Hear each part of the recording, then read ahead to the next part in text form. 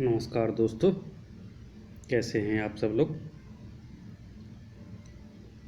दोस्तों आज हम लोग आरएएस मेंस एग्ज़ाम 2021 मेंस के जो पेपर हैं उनको डिस्कस करेंगे। देखते हैं किस तरह के क्वेश्चन आए हैं, किस तरह के क्वेश्चन पूछे हैं आरपीएससी ने। चलिए देखते हैं।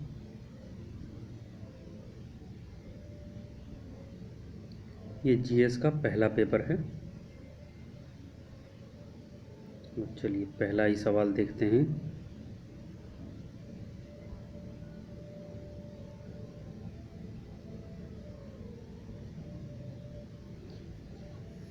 भारतीय वैदिक दर्शन की परंपरागत रूढ़वादी 6 शाखाओं में से किन्हीं 4 का नामोल्लेख कीजिए।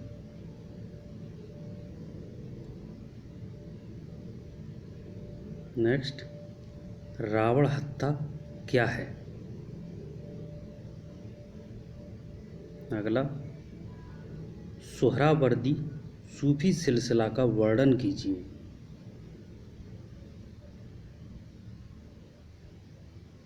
अगला, भारत छोड़ो आंदोलन में अरुणा आसफ अली की भूमिका पर प्रकाश डालिए।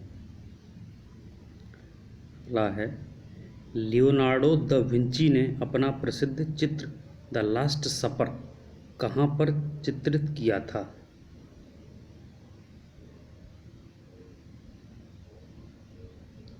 अगला है, मंदिर वास्तुकला में राजसिंह शैली की विशेषताओं का परीक्षण कीजिए। अगला है, 1857 के विद्रोह के समय बिहार में कंवर सिंह की गतिविधियों पर प्रकाश डालिए। अगला है, एकीकृत राजस्थान में सिरोही के विलय पर संक्षिप्त लेख लिखें। अगला है, राजस्थान के बेंगू किसान आंदोलन का आलोचनात्मक परीक्षण करें।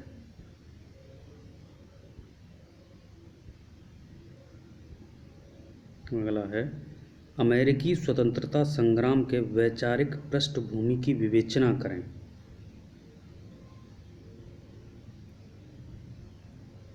अगला है, राजस्थान के शास्त्रीय साहित्य में चारण साहित्य की महत्ता का परीक्षण करें।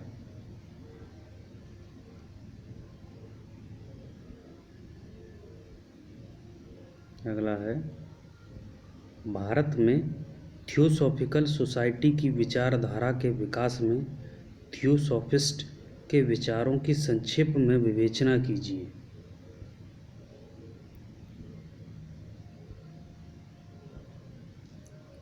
अगला है, द्वितीय विश्व युद्ध के दौरान भारत में देसी उद्योगों के विकास की विवेचना करें। अगला है,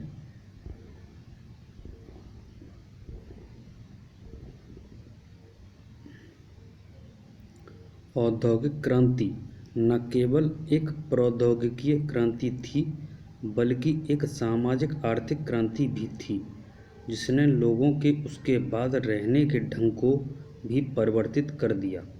विवेचना करें।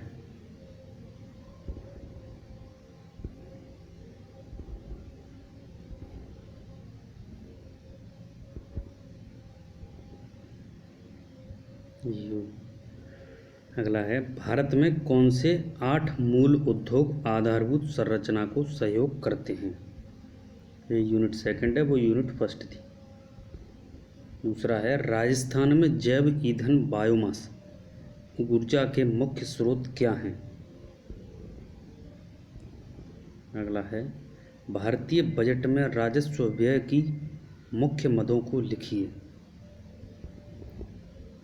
अगला है, राजस्थान कृषि प्रतिस्पर्धा परियोजना का उद्देश्य और इसको वित्त पोषित करने वाली संस्था का नाम लिखिए। अगला है, सतत विकास को परिभाषित कीजिए। अगला है, भारत में निवेश और वार्षिक बिक्री के आधार पर सूक्ष्म, लघु एवं मध्यम उद्योगों को परिभाषित कीजिए। नेक्स्ट, राजस्थान की समर्थ योजना के क्या उद्देश्य हैं?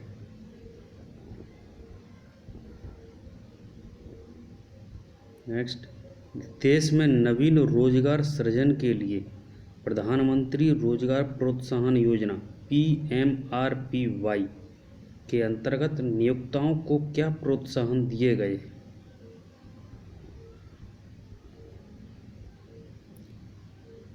अगला है, राजस्थान निवेश प्रोत्साहन योजना 2019 की मुख्य विशेषताओं को समझाइए।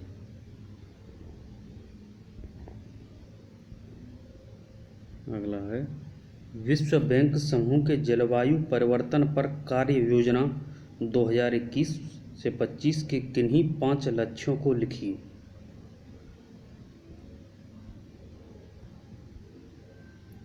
अगला है,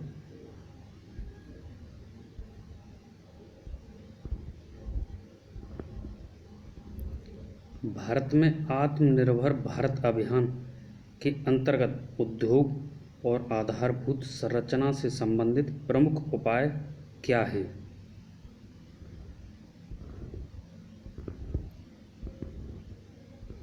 अगला है, राजस्थान में महिला सशक्तिकरण के लिए मुख्यमंत्री के 7 सूत्री कार्यक्रम का वर्णन कीजिए।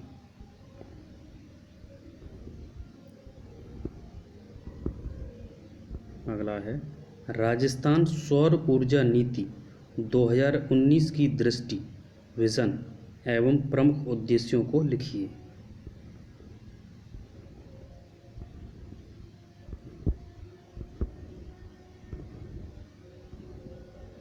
यूनिट 3,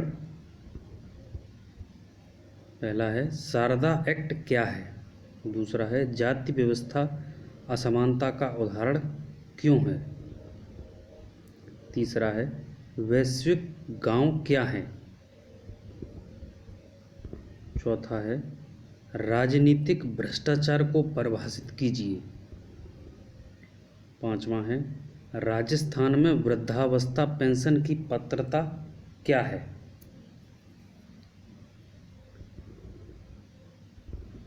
छठवां है, MN श्रीनिवास द्वारा प्रभु जाति को स्पष्ट करने हेतु कौन से लक्षण बताए गए हैं?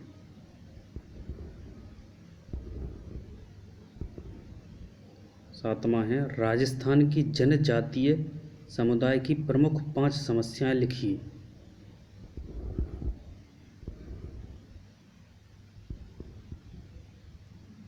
ये यूनिट 3 सेक्शन B, आपूर्ति श्रृंखला प्रबंधन SCM को परिभाषित कीजिए। पहला है।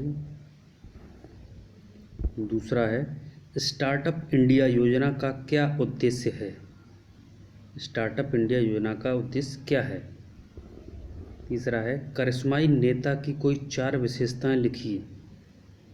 चौथा है, सेवाओं की कोई 4 विशेषताओं को चिन्हांकित कीजिए। पांचवा है, भारत के 2 प्रमुख स्टॉक एक्सचेंजों के नाम बताइए। छठवां है, AH मास्लो के अनुसार आवश्यकता क्रमबद्धता सिद्धांत की व्याख्या कीजिए। सातवां है, किन्हीं 2 चरणों की विशेषताओं के साथ उत्पादित जीवन चक्र PLC का वर्णन कीजिए।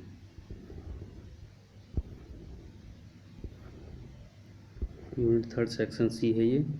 मिश्रित जनरल प्रविष्टियाँ क्या हैं? पहला। दूसरा, प्रवृत्ति विश्लेषण की किन्हीं 2 विधियों के नाम लिखिए। तीसरा, उत्तरदायित्व लेखांकन के संदर्भ में 4 उत्तरदायित्व केंद्रों को बताइए। चौथा, सरकारी अंकेक्षण में सर्वोच्च पद पर आसीन व्यक्ति का पदनाम क्या है? पांचवा, भारत सरकार द्वारा शून्य आधार बजट क्यों अपनाया गया था? छठवां, उचित उदाहरण देते हुए लेखांकन की दोहरी प्रविष्टि प्रणाली के संदर्भ में द्विपक्ष अवधारणा को समझाइए।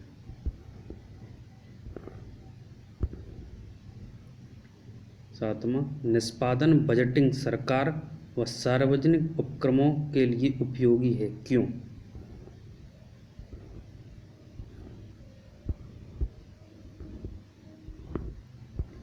ये था आपका अंतिम प्रश्न।